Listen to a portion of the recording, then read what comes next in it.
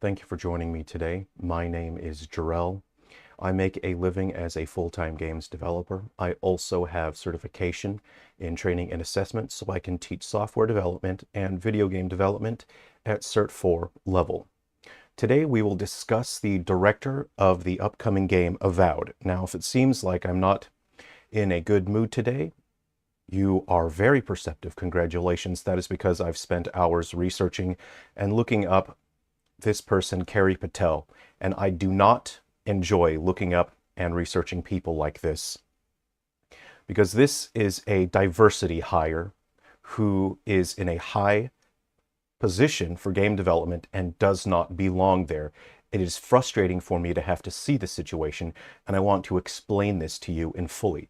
There are many people out there who want to get into game development, and so I want to share with you the most important parts about game development and how this person, Kerry Patel, who I have seen from interviews and doing more research into her, has zero competence when it comes to game development, and she is conducting interviews spreading misinformation about game development, and that is very dangerous for the future of the games industry, because if people take her words to heart and believe what she says, it will result in a further downfall of the games industry.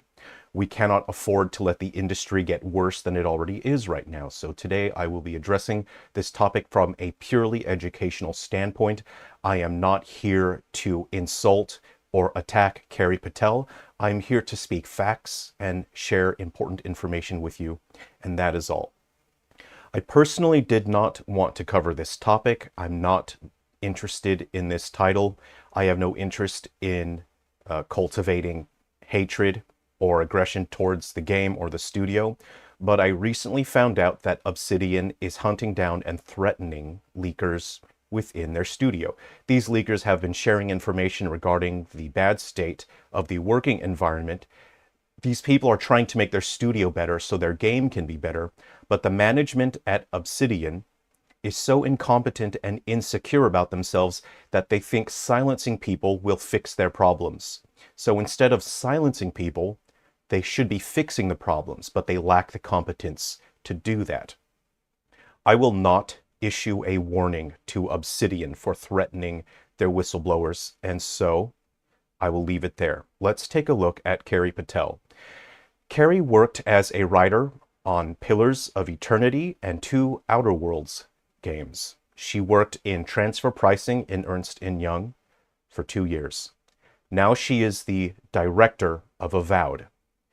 This, again, is being developed by Obsidian, the studio with the art director who wants to replace all white men with diversity hires and has openly expressed hiring based on race, on skin color. Now, Ms. Patel, I genuinely hope I don't offend this person, because this is a studio that hires people from a certain point of view where they like to make up fun words for replacing their pronouns. So I'm a little uncomfortable using pronouns to describe Ms. Patel, or I'm uncomfortable already addressing, because this person has probably made up a fun gender for themselves. These people are prone to responding to real-world stimuli with emotional breakdowns and tantrums, and I do not wish to cause anyone any psychological duress.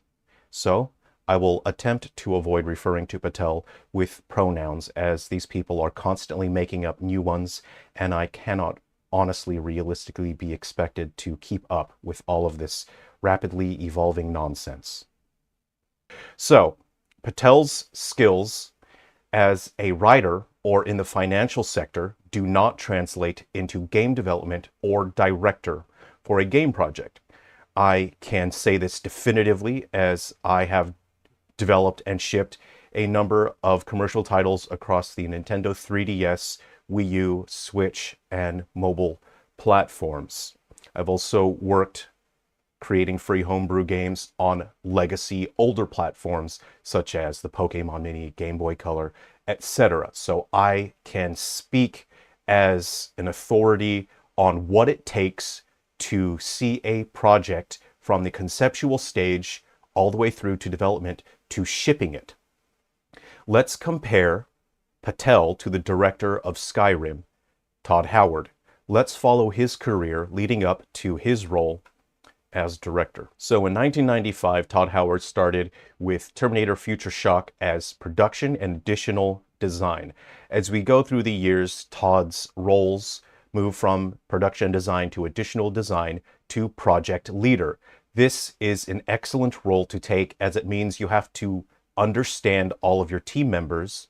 You have to be able to communicate and know what it takes to take a project from just the vision of what the director sees to make it a functional product. He moves from project leader, which again is a vital role that gives you vital skills and understanding in game development. He moves to executive producer, where he oversees basically the whole production of the product. He does this for a number of years before he moves on to game director. As you can see, Todd Howard has the experience and the skills necessary to be an effective game director. He was not just handed the role because of being a diversity hire. He cultivated his skills, he built up experience over the years. Let's again compare that to Carey Patel's timeline of reaching the game director role. Carey was a writer for Pillars of Eternity, a writer for 2 Outer Worlds games, and then the director of Avowed. Again, writing is not game development. It does not give you an understanding or experience in game development. Writing and game development are 2 extremely different, highly specialized fields. A game director must have a very strong understanding of not just the game development process, but also a basic level understanding of every single aspect of game development. Whether it comes to programming, the creation of graphical assets, animations, audio, all of those things, the director must have some understanding of all of those. If the game is broken in some way, let's say there is some mechanical jank, if your director does not know anything about how a game is put together, about how a game is programmed, then how can the director lead the staff? No matter how talented or skilled the staff is, how do you expect the developer to be able to complete their task? How do you expect the director to lead and say, oh, well, this is why this is broken, this is why it's not working, here's how you solve that problem? The director should be able to do that. The director should be able to point out, oh, well, you must have this wrong with the programming, this must be the issue here, so that's how you should approach this topic in order to fix the issue. But if your game director has 0 experience and does not belong in a game director role because they have 0 experience as a game director or 0 experience in game development, how can they be a game director? So Patel says you got to expect a little jank to do something new and creative. To be very clear here, when people refer to jank, they are referring to the break in immersion or expectation in regards to the presentation or mechanical functionality of a video game. Again, jank is the break in immersion or expectation in regards to the presentation or mechanical functionality of a video game. Here are the causes of jank. Number 1, the scope and design requirements overwhelmingly exceed the abilities of the developers. If the game is too big, if the game is asking for too much, and the developers lack the talent and skill to be able to execute on those ideas, you will see jank in the game. Number 2, the game engine is broken. Avowed is being created on the Unreal Engine 5. If you are not aware of this, that is probably one of the best game engines in the world. It is extremely good.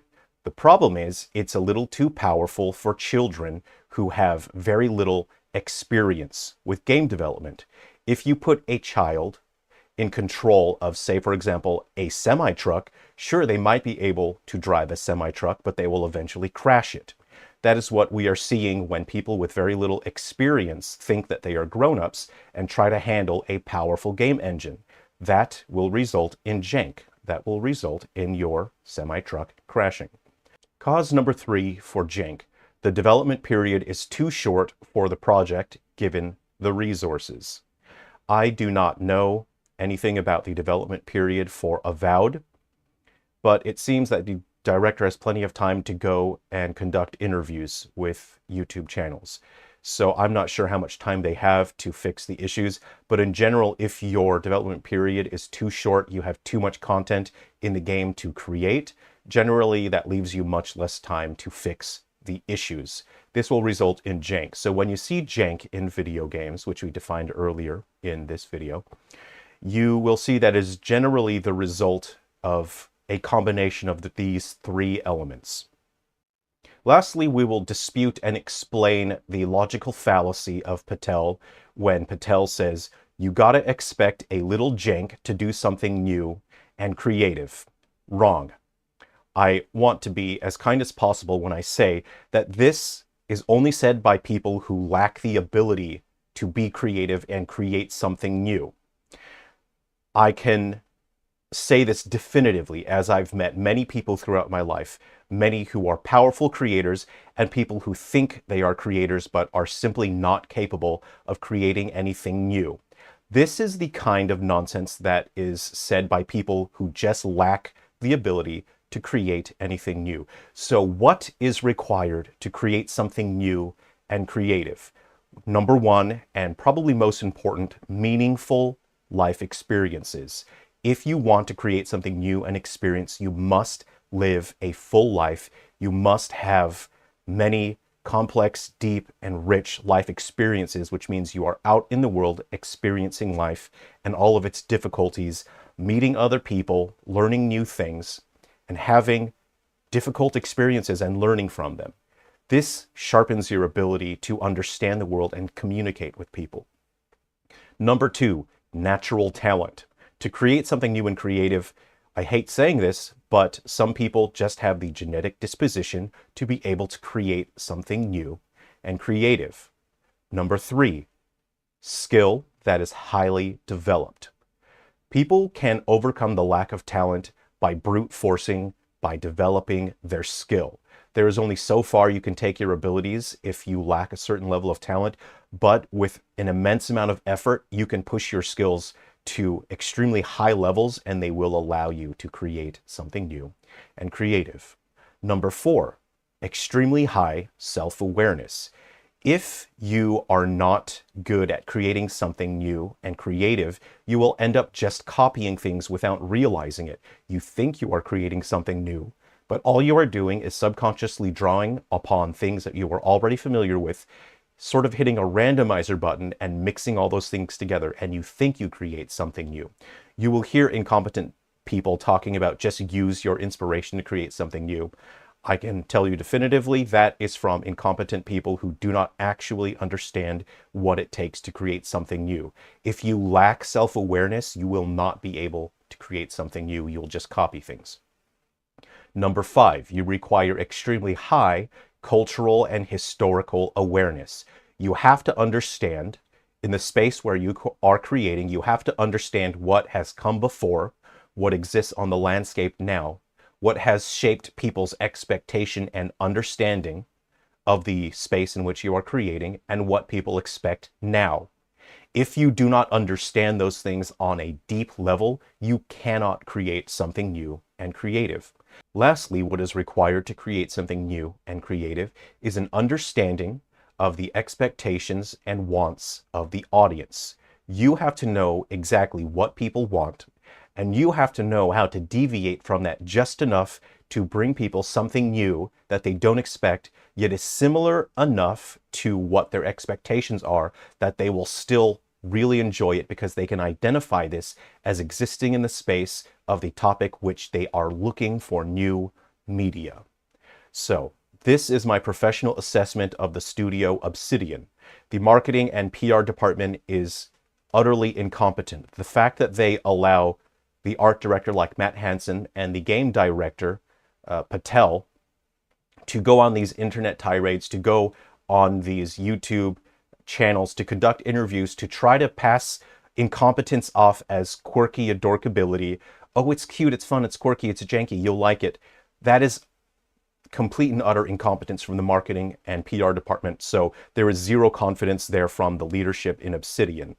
The director, Patel, lacks the experience necessary to sufficiently perform his or her required duties as a game director.